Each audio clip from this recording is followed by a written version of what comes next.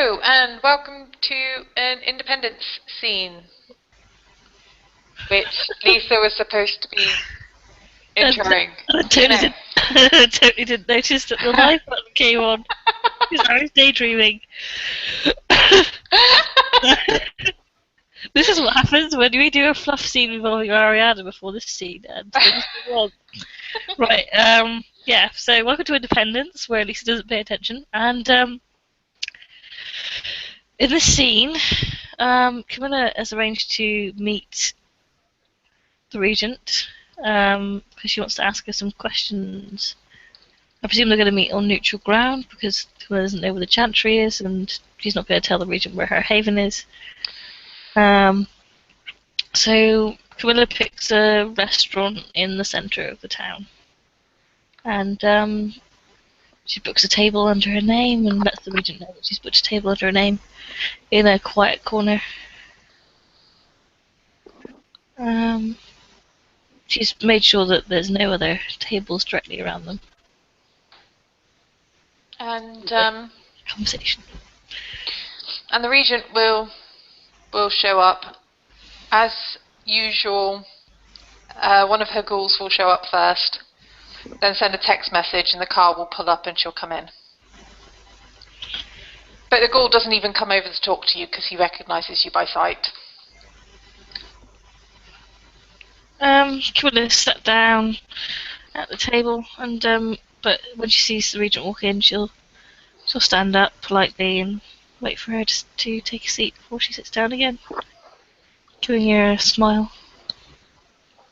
And Ms. Lovelace will smile back and will take her seat.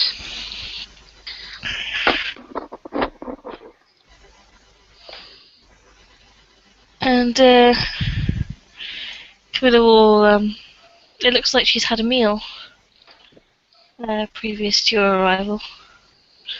There's a plate with, empty sort of crumbs and stuff on it, and a napkin scrunched up, and 3/4 of a glass of wine gone.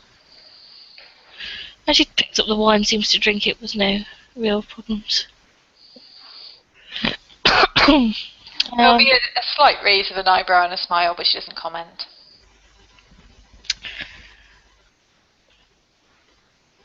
And Miss Lovelace, how are you? Quite well, thank you. Good. And yourself? Pretty well, yes. A few minor concerns, but I've been wanting to speak to you for a little while now about some of these concerns. Being that your seniority and knowledge in these areas may be more than mine. Well, please go on. I am intrigued. Well, first order of business.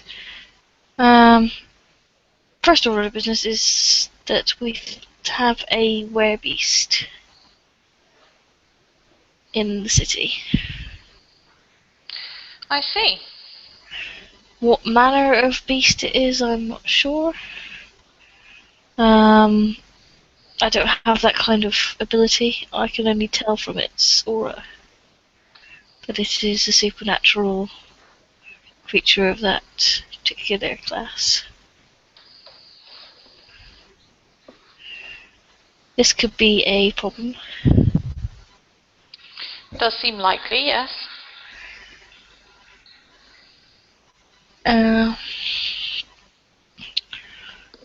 It's the ringmistress of the Carnival that's in town. Oh, yes, I heard one of the neonates talking about that place. She's not been a problem so far, but it only takes a careless neonate to poke her. And we have perhaps seen what happens when, or at least in our elongated lives, what happens when a kindred takes on a werewolf.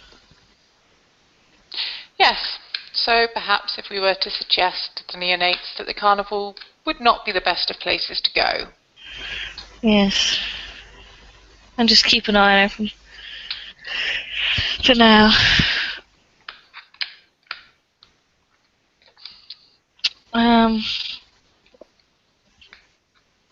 Secondly, the next troubling person we have in the city, which you may or may not have heard from your clanmates, is that we have a interesting person.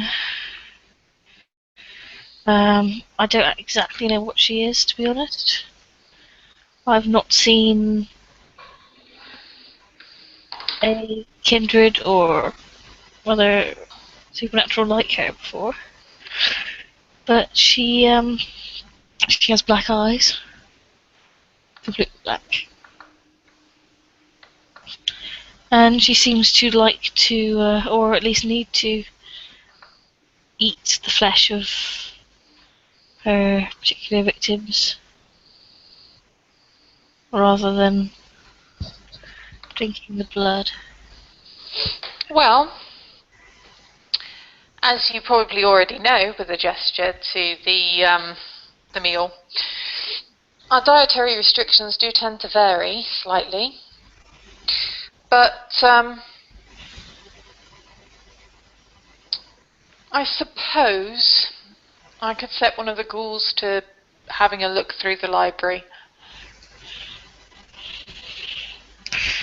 She seems fairly polite and at the moment not a risk, but it's something to be, again, it's something to be informed of and kept an eye on. Thank you. And thirdly, my childer is somewhat concerned about this carnival in general, because she believes that someone was capable of influencing her dreams. Is this possible? Interesting. I have heard of the possibility of influencing dreams. I'd have to look into it a bit more. It wasn't something that was of particular interest to me, but it is quite interesting, and for some people it is possible. Who exactly, I'd need to take a little more time to look into, but... Well, something happened in her dream, and then when she woke up, she had marks from inside the dream on her body, on the outside. I see. Which is quite unusual. Very interesting. This is somewhat of a threat if someone is capable of influencing us while we sleep. Yes. Influencing a dream and then having an affect reality, that does narrow things down. It does? Yes, as I said, I'll still need to look into it. It's not something that I took a particular interest in, but there was reference to dreams, and in most cases I don't think that they affected reality. To be honest,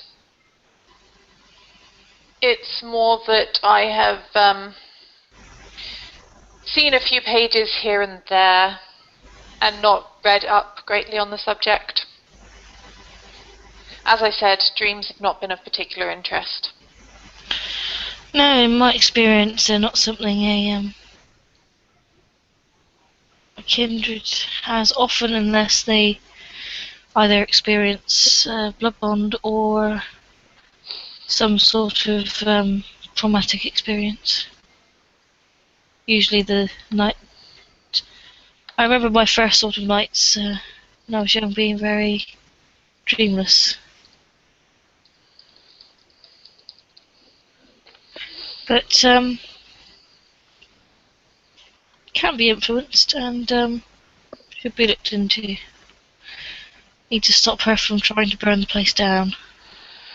She's quite upset. Yes, well, I can understand that.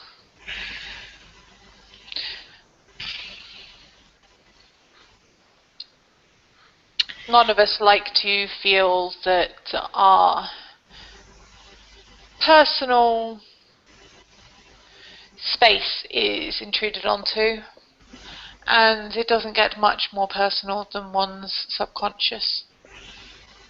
No, quite right. So I reassured her that I would look into it. And so you come to me. Well, I certainly appreciate your confidence in me. The realm of dreams and magic and things like that is not really my area.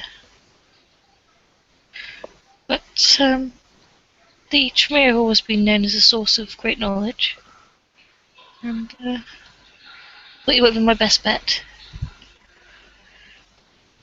Indeed. As I said, I'll have a look into it. I'm sure that it will not take a great deal to track down something that powerful in the city.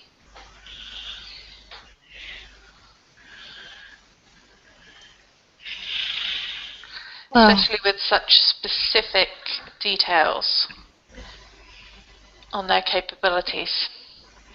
yes. The mark. What nature was it? Looked to me like it was something that had been written and then rubbed out, ink or some sort of pen smudged onto her arm. I see.